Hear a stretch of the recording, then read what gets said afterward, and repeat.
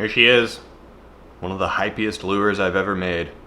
Right there. Probably because of all the detail and meticulous energy I had to pour into it. I don't know what kind of wood this is because the person that sent it to me labeled it I don't know. But I do have a sneaky suspicion that it's alder, just because the way that knot looks right there. I think this is alder. This came from a piece of wood that I picked up off the ground in the woods. So I really don't know about that one, but this one, I'm thinking alder. Quite the size difference. The block of wood originally was quite the fish catcher too. We went to Jesse's, we went to Kevin's pond, we went everywhere with this and we caught fish off the top of the water by just dragging this along quite efficiently. Can we do the same with a larger block of wood? We're gonna take as few steps as possible while we're building this to make this as much of a block of wood as possible, if that makes sense. That's the rules.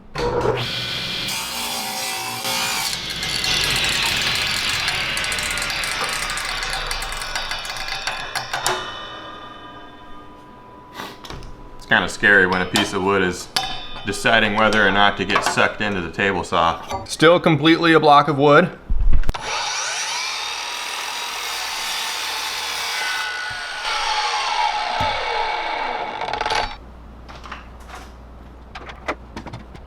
I just prematurely plugged in the lead pot because this is a one day. Because some big beefy stainless steel screw eyes are gonna be able to fit on the body, we're gonna use those and not make this hard on ourselves. I'm gonna sand all four sides of this. 7:30. That's right, not 10 o'clock. This is 7:30.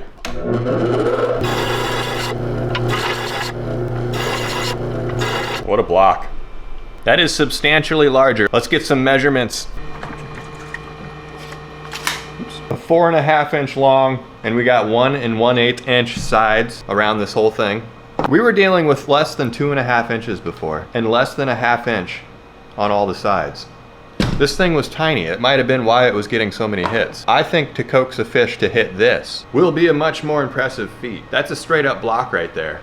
That's a straight up block right there. That's what I have to say about that. Let's drill a hole right there with a 16mm bit. That was some lovely wood to drill into, I must say. Lead's hot. That should keep it sitting upright. Time for what the fish are actually attracted to. Super glue, baking soda.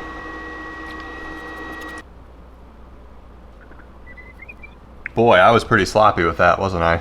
Quite the mound of magic right there.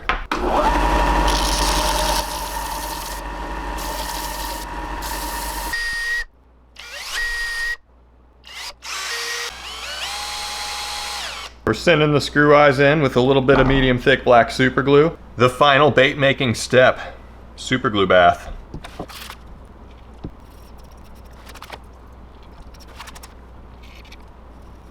That's some all right looking wood, man. Kind of looks like it has a finish on it now. Beautiful. The bigger block of wood. Let's not go easy on them. I'm about to attempt to catch as many fish as possible on that. And as many different locations and types of spots as possible. If I don't catch a fish the first day, it's no big deal. One day failed, who cares? But if I don't catch a fish on this and this week, I think, I'll give it a week. Man, I'm gonna fish with this thing for a week. A week is seeming kind of brutal. This whole series of fishing with stuff that is just really plain and simple and it seems like fish aren't gonna like, but try to catch fish on it anyway. I've done a ball of wood, I've done that block of wood, and now I'm doing a bigger block of wood, so it's not really a series. This is like 3 videos. Well, I did a stick. 4. I did 4 videos. Is needing some intensity. This is stepping it up. If this was in a tackle box next to all the, let me show you. There's a box full of random baits right there. It's just not comparable to normal baits. This is dipping your toes in the big bait territory stuff with just a block of wood. It's 2.6 ounces. There are multiple blocks of wood lures in the universe now, big and small. The family's growing. Maybe next is a 2x4. Whenever it's even a semi-nostalgic video, we go to Jesse's first. Wish me luck.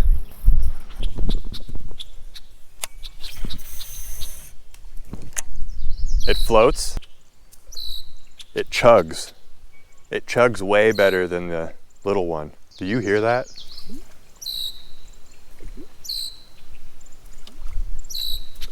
Bloop.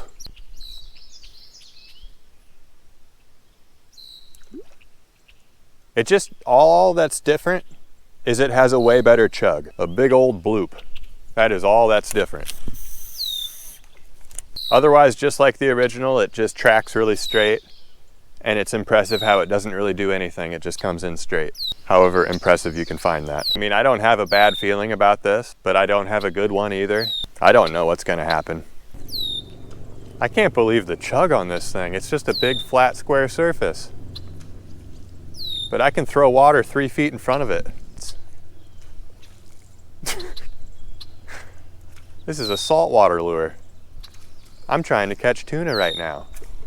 Look at that.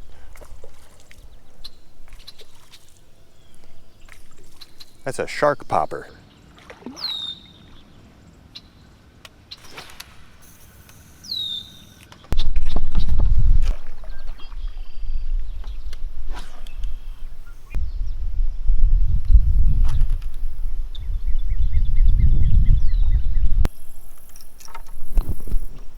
Well, I'm about to run out of battery, but a fish was not caught at Jesse's here. That's a bummer. I know that day with the smaller block, there was a storm coming in, and it was probably exciting the fish and really getting them to bite. Sometimes life does not provide you with low pressure systems.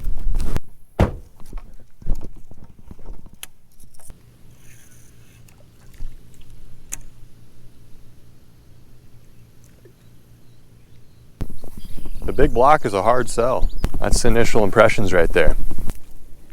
Just hiding in the cattails, trying to entice a bass with a block of wood. I have a strange life. I think it's fish are stupider in the mornings and in the evenings because they're waking up and they're tired. Just fall for dumb stuff like this more often. But this is the middle of the day. They probably had their coffee. They're probably pretty sharp right now. They know that they don't eat blocks. Let's get back at it this evening if I don't catch anything here. Oh, never mind. Fish on. It's official. Whoop. Good old pond bass. Like large blocks of wood. It's official. Be free. Whoa. Pretty much as I was getting ready to give up, we catch a fish. That bass wanted a 4.5 inch by 1 1/8 inch block of wood. That's what it wanted. That is absolutely hilarious. And it's the middle of the day. That just needed to be a 5-pounder though. That would make the video. Large bass on large block. I must have been dangling this thing just right.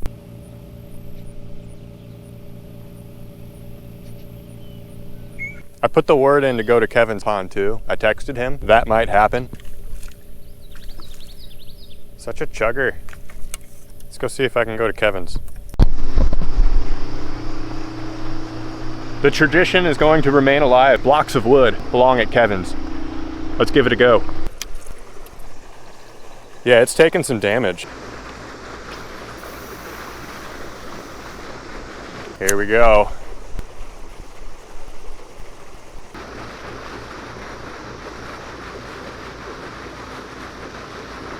It isn't as easy as last time, but we'll get one. Oh, that was a hit. I wasn't paying attention. Well, that's good to know that they're hitting a little bit.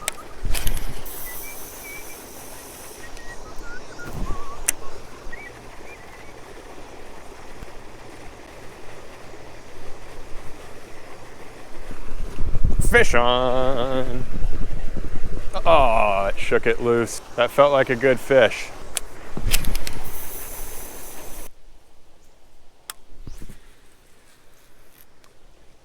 So I've come to the conclusion that there must be aliens or some sort of electrical signal at Kevin's pond where if I start recording over like an hour, hour and a half, it just destroys my GoPro. The footage is corrupted. I don't understand. It's only happened to me twice. This is one instance, and the other instance was at Kevin's pond when his pond was blowing up and the fish were biting everywhere and the feeders were throwing feed out and I was catching fish while that was happening. I just lost all that footage. And I lost the footage of me catching like a 3-pound bass on the block of wood. What a bummer. It's just not fair. I recorded that. My GoPro corrupted the footage. It was this one. This is supposed to be like 30 minutes long, but it's not. It's corrupted. Dang you, GH060401. I even switched to fishing with a little jig for a while just to see how the fish were biting. From Brian's Custom Tackle on Instagram. He tied me a box full of these. I turned the big camera on for one of those catches, but dude, not cool. Really strange and uncool. I don't understand why it's just at Kevin's. Like the best place I have to fish. I don't know why that happens there. That's it, the only place. It's a ghost. The video is just gonna keep moving along as though that didn't happen, so enjoy the rest of the video. We're at the ditch. It's really early, 5:30. We'll be in the kayak all morning with the block.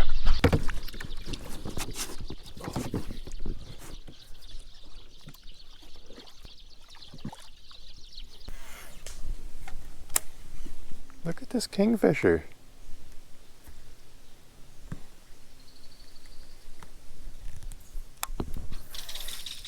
Oh my goodness.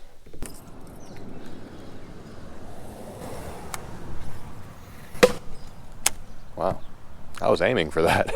Usually you don't hit it spot on, you know?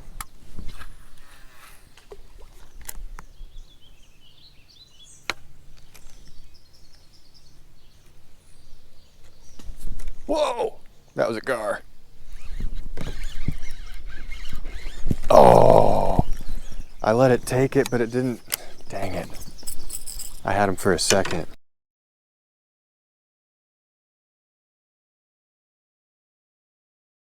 We beat this block up. 8 different spots. 16 hours of fishing later.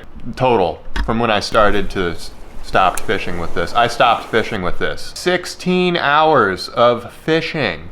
And we caught 2 fish, right? I can't even remember. I'm pretty sure it was just 2 fish. And blow-ups. We got quite a few blow-ups without hookups. Which that alone is telling. Like they didn't commit. They didn't open their mouth all the way and close it around this bait so I could set the hook and catch them. They kind of just did that, you know? Like, ooh, what is that? I have no interest in eating it. I'm just like, what is this? And then they swim away. There was a lot of that. So, conclusion, smaller blocks of wood catch more fish. Bigger blocks of wood, they can really waste your time and life, these bigger blocks of wood. Really, it was only thanks to Kevin's spectacular work in pond and bjpond.com. Pretty much it was just thanks to bjpond.com that any fish was caught at all. It's kind of funny, we did catch that dink out of that normal farm pond. I call it the airport pond. Just about had a long-nosed gar at the ditch. So the conclusion is precisely what you would think. It does not work as good as the smaller block of wood, but it kind of works a tiny bit. And it's not a good lure. That's official. Next.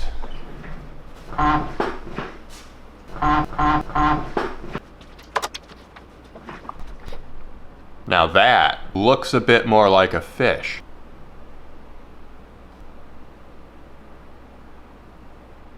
I finished painting this last night. Oh, and let's not forget to put a lip on the piranha. See if we can make it do a little bit more of that. I already have it kind of etched out right there where the lip's gonna go. Really, it's just mortising that hole and sticking a lip in there with glue, and it's done. This one's going to my neighbor. He gave me a bunch of salmon and lake trout. I think it was lake trout. We grilled it and ate it. I owe him. And this is my obligatory duty to you, so you know what this bait looks like with a lip on it. I said I'd do that in the last video.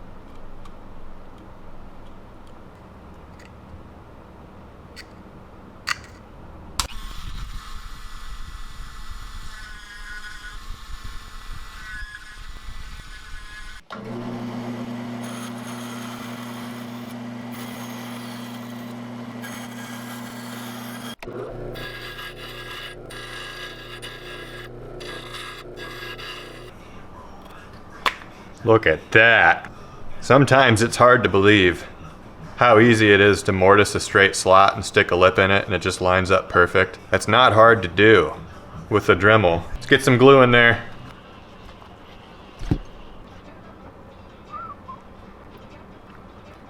Fabulous. I'm gonna put a screw eye on that flat part right there too. I'm gonna wanna hook up there, not up here. Right there. Perfect. Fall of 74 bait wraps. So I'm gonna try not to fish the crap out of that lure that I made for my neighbor. Make an awesome lure, fish it until it's just a raw piece of wood. Be like, here, I made a bait for you. We are gonna look at the action on the piranha first. Ooh, we got some shade over here. Still floats. I think I was right. I was right. That's better. It's faster, it's tighter, it's more enticing. Dude, you can even burn it. That's probably what a piranha actually looks like in the water. Just a psycho.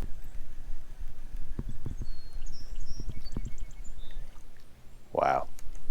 I like that. I know the original one had a really cool teeter-tottery erratic action. I think that's just an excuse of an action, in my opinion. I didn't go for that. It just happened to be inconsistent because it's not good, you know? But every time I don't fix it, I just say it's good because it's so inconsistent and erratic, so. Don't listen to me. You should know that by now. This action's amazing though. I really like that. That just looks so enticing to me. Okay, let's see the other bait.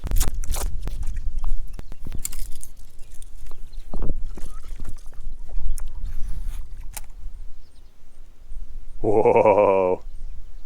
Whoa. What? I did something right. I think I have the template of this too. Wow. Action City. It's the dumbest thing I've ever said while testing an action. I think my neighbor's gonna be happy.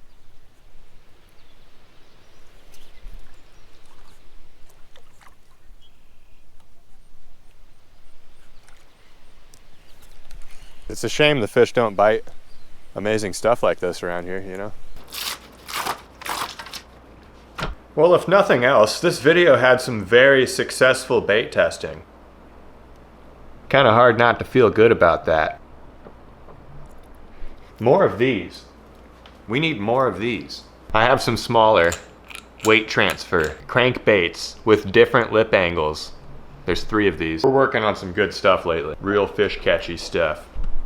On to the next bait. I wasn't paying attention. Quite the size difference. That's some all right looking wood, man.